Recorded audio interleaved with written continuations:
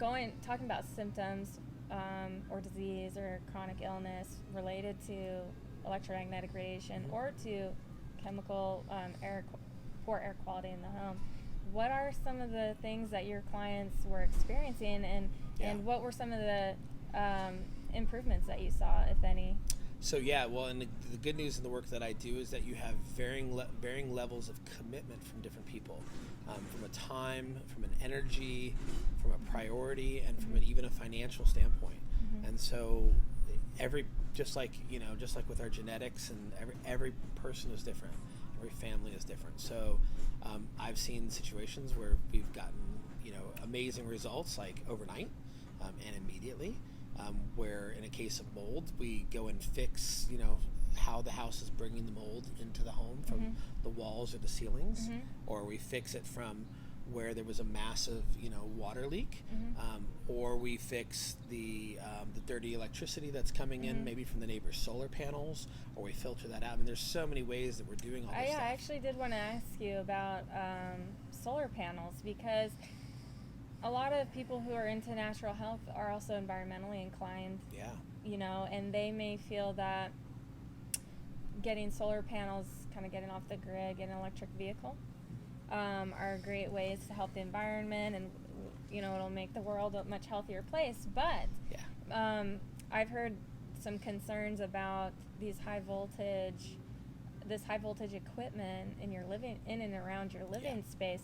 So what are some of the concerns relating to installing solar panels, and also if you have an electric vehicle and you get one of those special charging stations? So the thing is that anything hooked up to this grid, when you've got these things, it's going to travel throughout the grid.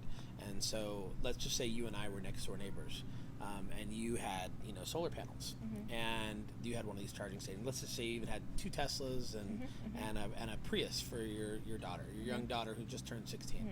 So what happens is I'm getting it all because we share a transformer up at the pole, right, or the boxes that are on the ground if it's underground. So what your neighbor does affects you, right?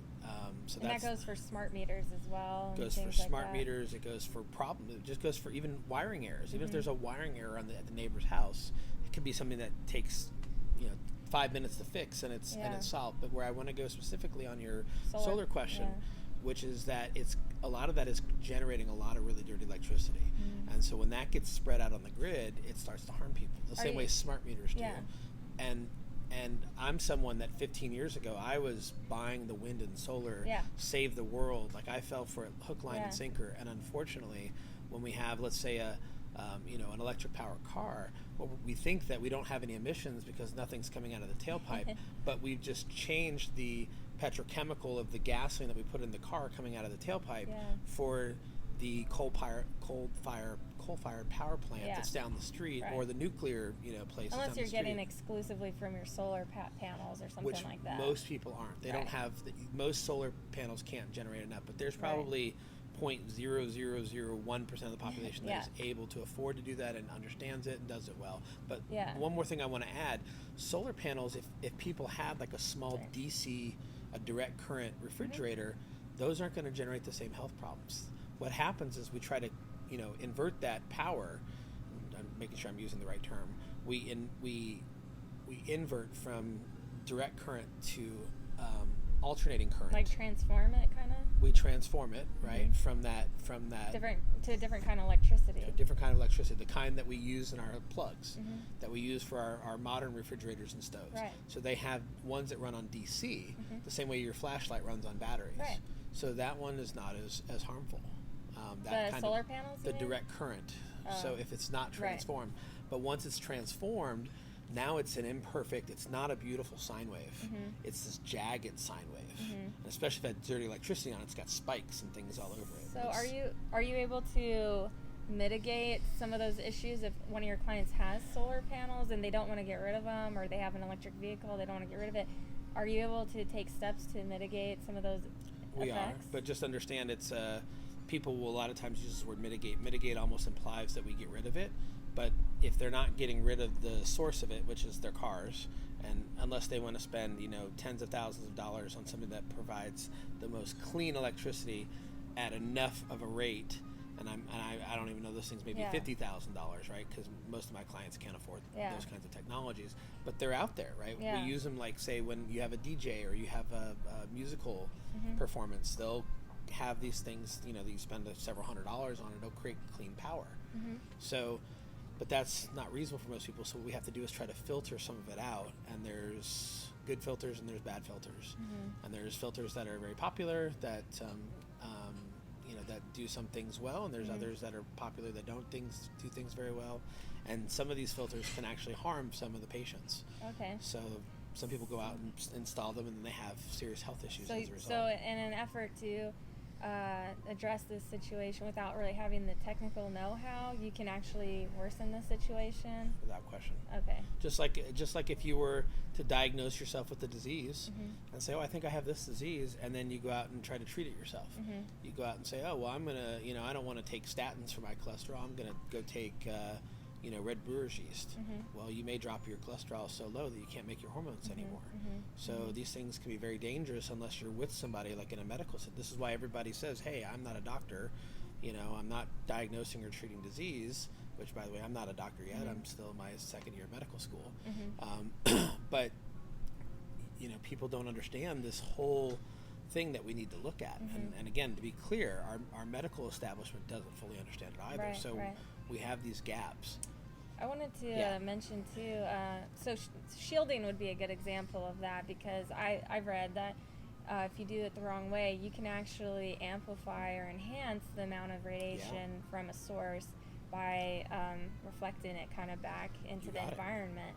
So that's one area where people probably should definitely consult someone like you to do the installation or supervise, so that it's installed, these types of shielding are installed properly and not in a way that is actually going to make matters worse. And so, yes, a certified electromagnetic radiation specialist or a certified building biologist. And I want to be clear, and I love the building biology profession and all the people that are in it.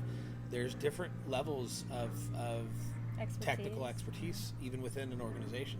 The same way if you get a credentialing in doctoring, whatever, there's different caliber of doctors out there, and there's different doctors that have different specialties.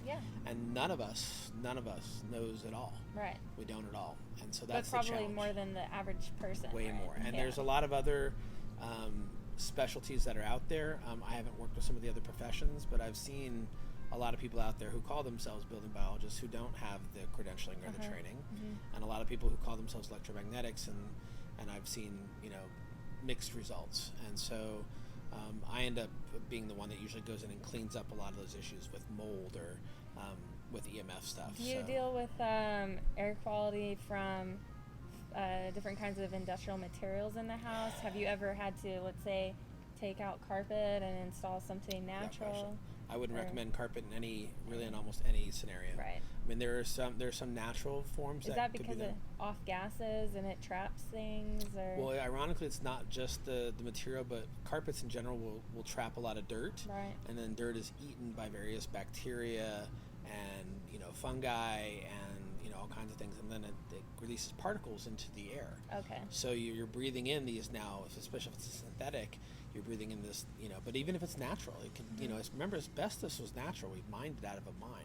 So there's a lot of things that are quote unquote natural, that aren't very healthy, that are like a very poisonous toxic. mushroom. Like a poisonous mushroom, right? Or all this asbestos. You know, back in one of the papers I published, or actually it was a chapter in the Oncology Nursing Society textbook on chemicals and chemical policy, environmental health policy and chemicals.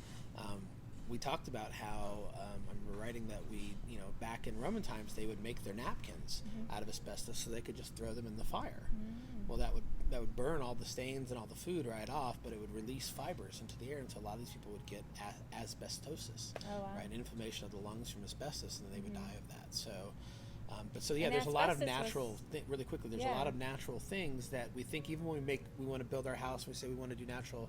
I have a lot of clients over the years that have built their house. Even wood can be toxic, right? Especially wood. Again, if it's softwood, it's going to be mold food. It's mold candy for the fungi. And then we stick it in a wall where it's dark and the temperature's nice and it's cold inside and it's hot outside.